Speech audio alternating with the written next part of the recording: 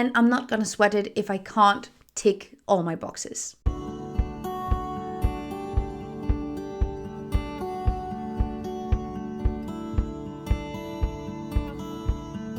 Hello everybody and welcome back to my channel. My name is Gita Marie and I recently did a video about eco actions that I absolutely stick by even on my most lazy days. And I thought, let's do the exact opposite of that. Let's talk about some of the eco actions that I slack on, that I do not necessarily prioritize as highly, and yet I still call myself an environmentalist.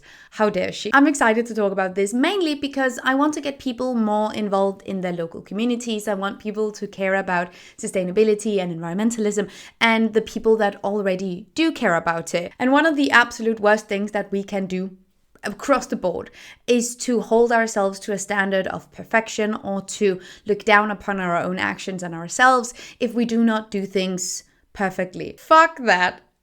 Because there's no such thing as a perfect environmentalist. Everyone half-asses it at some point. Everyone fucks up a little bit. So without much further ado, let's talk about some of the eco actions that I slack on just to keep a sane mind. Ready meals, takeout, convenience food, snacks, comfort foods usually tend to come with more packaging. Think like sweets, crisps, ice cream, and takeaway. These things, you can absolutely find them plant-based, and that is, like what I zoom in on, and that's one of the things I talked about in my previous video about this, is that, well, my plant-based meals, they stay my plant-based meals, like we're doing that. But there are definitely periods where I prioritize less packaging and see if I can avoid a lot of excessive packaging and plastic, etc. I focus more on that, and there are times where I focus less on that. And that obviously depends both on how much energy that I have in me to care about it, but also what kind of opportunities and options are actually available. When I talk about my imperfect environmentalism or whatnot, one of the questions that I get the most often is like, what do you do for crisps?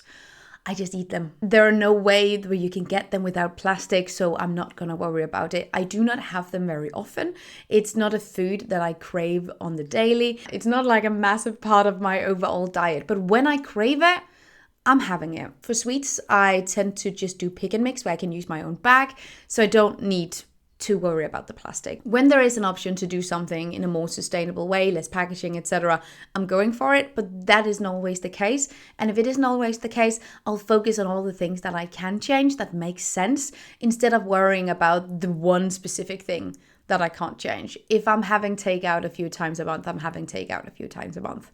Get off me. This one is also kind of related to food, and it's the entire dilemma of whether or not you should choose organic that's wrapped in plastic or conventional produce that isn't wrapped in plastic, or if you should choose locally grown veg or imported veg.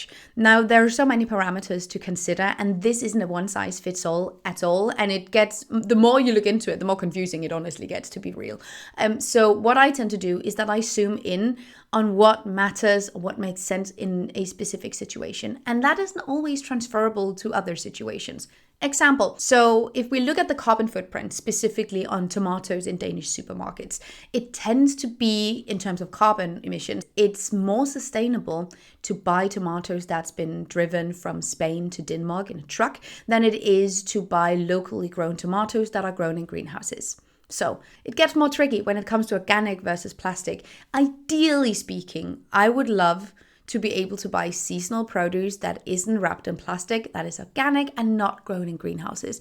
That is my ideal scenario. And luckily I get a lot of that kind of food from my local farmers market. But if that isn't an option, I would rather go for organic than look for conventional produce without plastic. At least that tends to be my priority. Not all the time, but it changes. If you make a decision based on just one parameter that makes sense to you. If you value organic food and you buy organic food, that's fantastic. If you value lowering your plastic consumption and you buy something in service of that, that is fantastic. You seek out information and you base your decisions on that, and that is fantastic. That is everything that we can ask for. And I'm not gonna sweat it if I can't tick all my boxes. And this is making me think of the vegan plus bacon solution. I've seen several people talk about this specific constellation on social media quite a lot. I don't know who talked about it first, honestly. So if you know, let me know. I would love to credit them, obviously. But what it is, before anyone jumps my throat, what it is that let's say that you want to be perfectly vegan or plant-based. You want to be perfectly plant-based. However, you just love bacon so much, and that keeps you from even trying. That doesn't help anyone whatsoever. Instead, what you can do is that you can be 99.9% plant-based plus bacon. And hear me out, because I absolutely love this mentality. It is extremely transferable to any kind of activism, environmentalism, and any practice and understanding of sustainability. And I see this all the time. I talk about plant-based foods and my vegan lifestyle quite a lot. And I so often see people say, well, I could never because of, and then they mention one or two things. Then babe, do all the rest of it and then just have those two things. It's literally fine. Now, I know when we talk about veganism and plant-based eating, there is a massive spectrum here. And veganism is not so much so a diet as it is an overall ideology. It is the refusal of using animals for our own benefit. So I know the difference. And I think this is why it's received some scrutiny, and like the specific way of explaining the concept gets some scrutiny. But this is not about the morality of veganism, but it's more so about the mindset that often one or two smaller, minor details, small individual things keeps us from doing a lot of good that we could otherwise have been doing. Because often we end up in this all or nothing mentality. It becomes very black and white. And I think this is mainly due to social media and how we talk about and perceive social media content. And then we look at our own lives and think, oh, but there's this and this and this and this that I can't live without, that I can't phase out, that I can't avoid doing. So I can't be part of the club. Honey, if you want to be part of the club, you can absolutely be part of the club. And I really wish that more people would adapt this mentality and go, well, yeah, vegan plus bacon. And it's transferable into other aspects. It's being an environmentalist, but having to fly home to see your family. Being zero waste whenever you can, but that's not always, and that's also okay. Being plant-based, but then not caring if there's milk in the bread or whatnot. Doesn't mean that there's not room for nuance or doing things your own way, or fucking up or slacking off once in a while. And I know there are some people in basically all communities that really use this all or nothing kind of mentality and try to push it into every narrative. And we're not about that here, because from the bottom of my ass, I honestly think that we will be able to do more good, get people to transition into more sustainable habits, healthier habits, kinder habits, if we let go of the expectations of perfectionism and be more vegan plus bacon. Now, from my own perspective, that doesn't mean that I am a vegan that eats bacon. It's a metaphor, babe. I want that to be perfectly clear. Bacon is not my actual bacon. I'm vegan. However, there are still some things that aren't technically vegan that I still do, like having heirloom leather pieces in my wardrobe, or, getting a burger where it turns out there is milk in the bun, but I don't want to throw it all away, so I'm just eating it anyway. Like, that would be my bacon, because accepting those flaws makes you able to do all this other good shit. So in the interest of airing out all the environmental ghosts in my sustainability closet, I think the biggest habit that I slack on, or just like the biggest imperfection in my personal lifestyle, is my living situation. Because I moved into a house from an apartment, and that shift definitely uses more energy. It is overall more unsustainable to live in a house than it is to live in an apartment, mainly due to energy use. It just takes more energy, more heating, more power, and as such, your carbon footprint goes up. Now, are there tons of things that we are doing to alleviate a lot of that impact?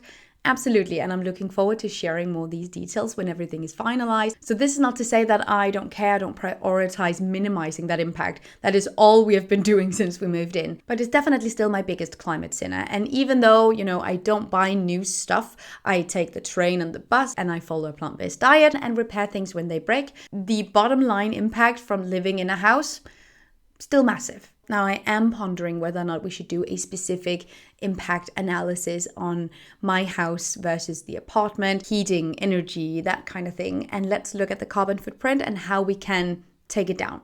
Like, if you want to see that video, I would love to make that video. So let me know down below in the comments if that is something that you want to see. Let's talk about it some more. Thank you so much for watching this video. I hope that you liked it. Let me know what your biggest climate sins are down below. This is a safe space. It's completely okay. Just because we're doing some things imperfectly, or simply if we do not prioritize changing habits over here yet, doesn't mean that the good that we do over here doesn't matter at all. They do. Our good actions still matter even if we have some way to go. Heck, we all have some way to go in one way or another. It's okay. Thank you so much for watching. I hope that you have an amazing day and take really good care of yourselves. Until next time.